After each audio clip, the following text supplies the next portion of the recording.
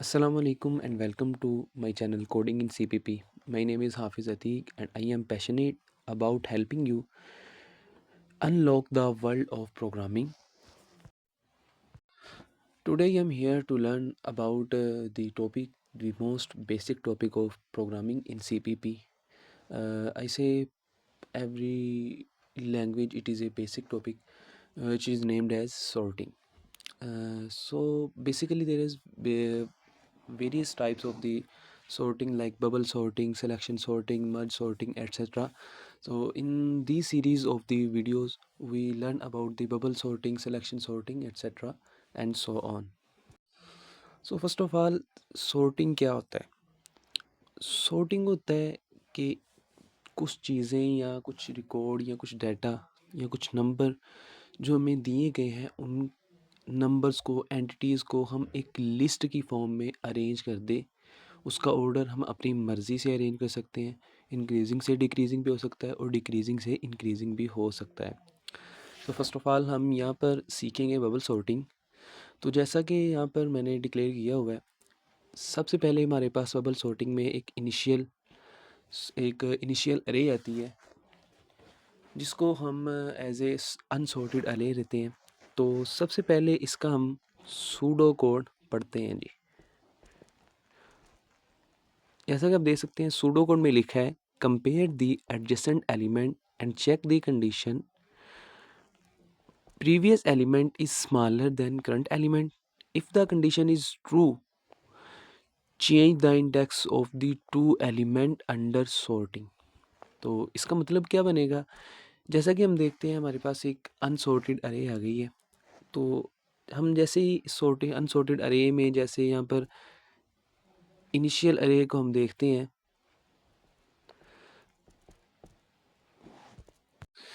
तो जैसे ही हम इनिशियल अरे को देखते हैं तो हमारे पास एक ऑर्डर आता है चीज़ों का। हम देखते हैं कि ये बड़ा रैंडम सा ऑर्डर है, 11, 1, 5, 4, 3, 2, ये हमारे पास 6 नंबर दिए गए हैं अरे में। तो हमें इन्हें कंपेयर करते हुए एडजेसेंट एलिमेंट यानी कि साथ साथ वाले एलिमेंट को कंपेयर करते हुए इनकी सॉर्टिंग करनी है फ्रॉम इंक्रीजिंग टू डिक्रीजिंग। ठीक है, इसी तरह हम इनको स्टेप बाय स्टेप इसको सॉर्ट करेंगे। तो सबसे पहले हम देखते हैं कि यहाँ पर हमारे पास एक इनिशियल अरे है। उसके बाद हमने यहाँ पर सबसे पहले फर्स्ट टू एलिमेंट को अनसॉर्टेड एलिमेंट मानते हुए उनको एडजेसेंट एलिमेंट यानी कि 11 और 1 को उनको कंपेयर किया है और उनमें से देखा है कि छोटा कौन सा है और बड़ा कौन सा है। अब हम यहाँ पर सॉर्टिंग कर रहे हैं फ्रॉम डिक्रीजिंग टू इंक्रीजिंग यानी कि मिनिमम से मैक्सिमम। हमने सबसे पहले देखा कि हमारे पास 11 और 1 में 1 छोटा है और 11 बड़ा है, इसलिए हम दोनों को एक दूसरे का स्वैप कर दिया। दूसरे राउंड में हमने देखा कि 11 और 5 को यानी कि दूसरे 2 एलिमेंट्स को हमने यहाँ पर अरेंज किया है और इसी तरह हमने इनको कंपेयर करते हुए एडजेसेंट एलिमेंट को कंपेयर करते हुए इनकी पोजीशन बदली है। इसी तरह 11 को 4 के साथ हमने कंपेयर करके उसकी पोजीशन बदली है। 11 को 3 के साथ हमने देखा यहाँ पर 4 और 11 और 4 में से 4 बड़ा था, 4 छोटा था, 11 बड़ा था, 11 बाद में चला गया, 4 पहले आ गया। तो इसी तरह हमारे पास जब आई यहाँ पर हमारे पास पहली इस ब्रैकेट्स में जो हमारे पास वैल्यू उसमें आई की वैल्यू है 0, इसमें आई की वैल्यू 1 हो गई, इसमें आई की वैल्यू 3 हो गई, 2 हो गई सॉरी, इसमें आई की वैल्यू 3 हो गई, इसमें आई की वैल्यू हो गई 4 और इसमें आई की वैल्यू हो गई 5।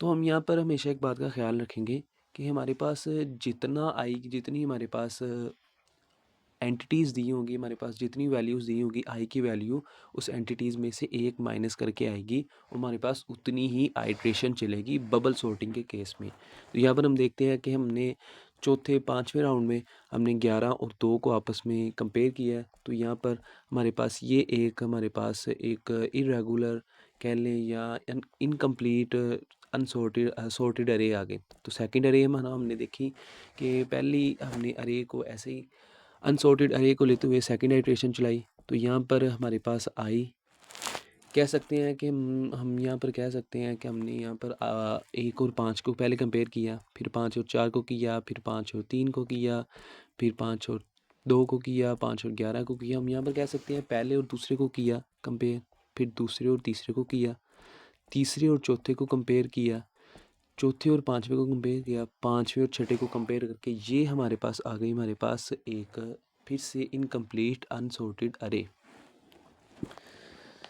और इसके बाद हमारे पास तीसरी आइट्रेशन चलेगी। बिल्कुल इसी तरह हम यहाँ पर ऐसा बिल्कुल नहीं कर सकते कि एक ही आइट्रेशन में हम जो वैल्यू सबसे पहले आनी है और यानी कि जो वैल्यू सबसे छोटी है उसको स्वैप कर दें सबसे बड़ी वैल्यू के साथ। नहीं, हम हर एक वैल्यू के लिए, हर एक वैल्यू को अपनी जगह पे लाने के लिए एक अलहदा आइट्रेशन चलाएंगे। तो इसी तरह हम देखते हैं कि हमारे पास फोर्थ आइट्रेशन में भी बिल्कुल यही हुआ है ये। और इसकी हम फर्दर एग्जांपल्स देखते हैं। तो ये हमारे पास एक और अरे आ गई। हमने इसकी फर्स्ट अरे में फर्स्ट आइट्रेशन में 18 12 को कंपेयर किया, 12 पहले आ गया, 18 बाद में आ गया। 18 9 को कंपेयर किया, 9 पहले आ गया, 18 बाद में आ गया। 18 20 को कंपेयर किया, इसी तरह इनमें से छोटा बड़ा देख के उसको पहले कंपेयर कर, उसको पहले लिख दिया और उसको 20 को बाद में लिख दिया। इसी तरह हमने इसको कंपेयर करके करके एक यहाँ पर एक अरे आ गई हमारे पास, मगर ये भी अनसॉर्टेड अरे है। तो उसी तरह दूसरी आइट्रेशन चली, दूसरी आइट्रेशन में सेम हमने किया, तीसरी आइट्रेशन में हमने यही किया।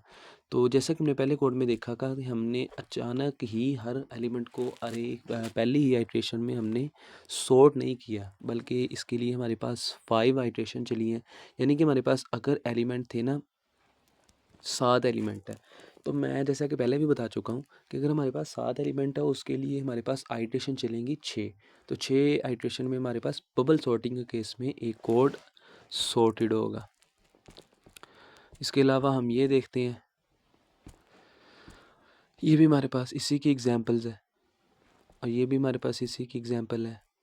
ये इसकी second iteration, third iteration and so on. इस तरह हम बबल सॉर्टिंग को आसानी से समझ सकते हैं।